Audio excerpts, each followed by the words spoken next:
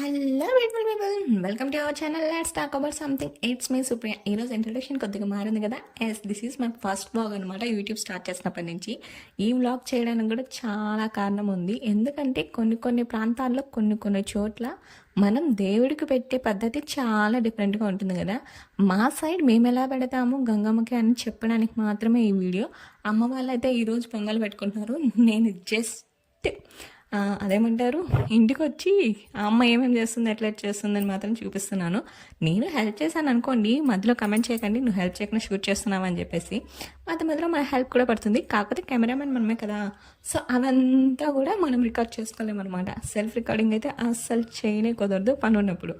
మేమైతే పొంగల్ ఇంట్లోనే పొంగించుకొని దబరకి మొత్తం అంటారు కదా, పొంగల్ గిన్నెకి మొత్తం పూజ అంతా చేసుకునేసి తీసుకుని వెళ్ళి అమ్మవారికి ప్రాసెస్ చేస్తామన్నమాట గుళ్ళో.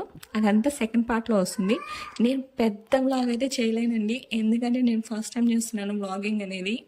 సో కొంచెం కష్టంగా ఉంటుంది. అలాగే వాయిస్ ఓవర్ ఇవ్వాలనగా నాకు కొంచెం భయం ఎక్కువ అనమాట. బేసికలీ నాకు వ్లాగింగ్ అంటే అంతగా నచ్చదు. ఏం చేసుకున్నాం ఏం తిన్నాం అని చెప్పడం అయితే అస్సలు నచ్చదు. సో దానికి విరుద్ధంగా ఏదైనా మనం చెప్పే దాంట్లో పక్కన వాళ్ళకి యూస్ అయితే, మన సాంప్రదాయం వాళ్ళకి తెలిసి వాళ్ళ సాంప్రదాయాలు మనకు తెలిస్తే చాలా బెటర్ అనేది నా ఒపీనియన్ అనమాట.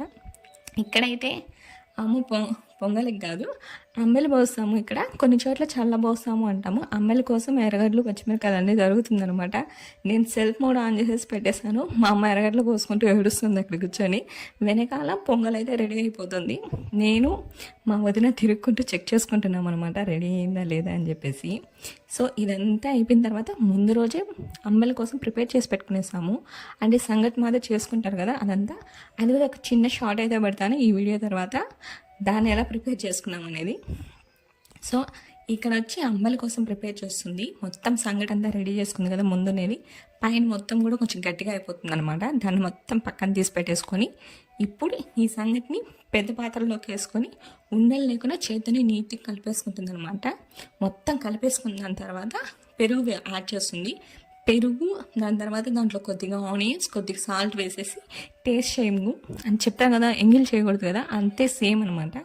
మొత్తం కలిపేసుకొని ఉండలు అనేది లేకుండా చేసుకోవాలి, మంచిగా ఉంటుంది అప్పుడు.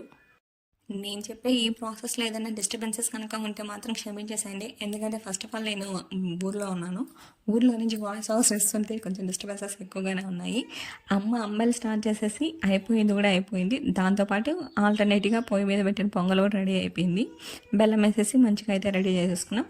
నేనైతే ఇక్కడ పిండి దీపం కోసం పచ్చి బియ్యం అయితే ఎండబెడుతున్నాను, అదే ఆరబెడుతున్నాను. అంటే పొద్దున్నే లేసేసి బియ్యం నానబెట్టేసుకున్నాము. దాన్ని మొత్తం నీళ్ళు మొత్తం వడగట్టేసేసి దాని ప్యాన్ కింద ఆరబెట్టేసి మిక్సీ పెట్టేస్తామంటే పిండి దీపంకి పిండి రెడీ అయిపోతుంది అనమాట. బయట పోయి కొనుక్కోవచ్చు కదా అనేసి క్వశ్చన్ మార్క్స్ ఫేసెస్ వేయకండి. బయట పోయి కొనుక్కునే అంత టైం లేదు మాకు. ప్రిపరేషన్స్ అన్నీ భిన్న అయిపోతాయి అనమాట. పిండి దీపం ఇంట్లో ఒకటి పెట్టుకుంటాం, బయట ఒకటి పెట్టుకుంటాం. ఇదంతా అయిపోయే లోపల ఆమెలు కూడా రెడీ అయిపోయింది.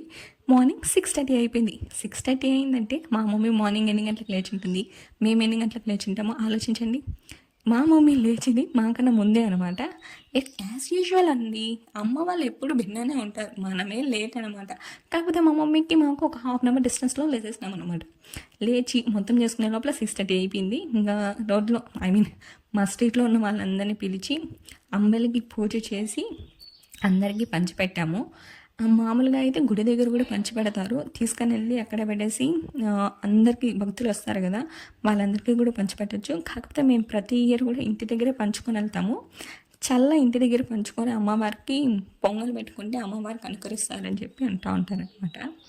నా వాయిస్ కొంచెం డిఫరెంట్గా ఉంటుంది ఈ వీడియోలో మాత్రం క్షమించేసేయండి. ముందుగానే చెప్పేస్తున్నాను, మళ్ళీ గుర్తు చేస్తున్నాను.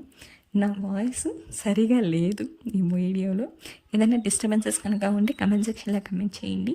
నెక్స్ట్ టైం ఈ డిస్టర్బెన్సెస్ రాకుండా అయితే చూసేసుకుంటాను. ఇదంతా అయిపోయింది. ఒక పక్క అంబీలు అయితే అందరికీ షేర్ చేస్తూనే మేము కూడా మా టిఫిన్ కింద అంబీలు అయితే ఖాళీ చేసాం. ఇదంతా అయ్యేటప్పుడు మా పుట్టిది అయితే రెడీ అయిపోయింది. మా బుడ్డి దాన్ని రెడీ చేయడం ఇంకొక టాస్క్ కదా. అది రెడీ అయిన తర్వాత దాని కొత్త డ్రెస్ అది చూసుకొని మురిసిపోవడం కంటే మాకు చూపించి మురిసిపోవడం ఇంకొక ఎత్తు అనమాట.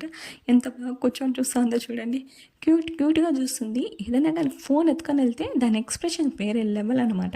ఇదంతా అయిపోయే లోపల మా డాడీ పొంగల్ పెట్టుకునేటప్పుడు కోడి లేకపోతే అంటే చెప్పండి, కోడి కూడా తీసుకొని వచ్చేసారు. కోడికి మా మమ్మీ కూడా పూజ చేసేసింది. పూజ చాలా వరకు గుడి దగ్గర చేస్తారు. మేము ఇంటి దగ్గర నుంచి మొత్తం చేసుకొని తీసుకొని వెళ్తాం.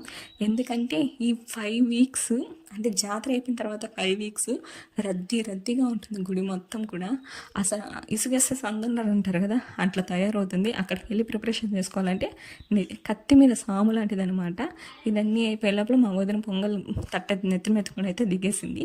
దీని తర్వాత నేను, మా చిన్ని తల్లి, ఇంకా మా మమ్మీ వాళ్ళమందరం కూడా వెనకాల మా వదిని ఫాలో అవుతూ గుడి వరకు వెళ్ళిపోయాం. గుడిలో నెక్స్ట్ ఏం చేసాం, ప్రాసెస్ ఎలా చేసాం అనేది పార్ట్ 2లో పెడతాను.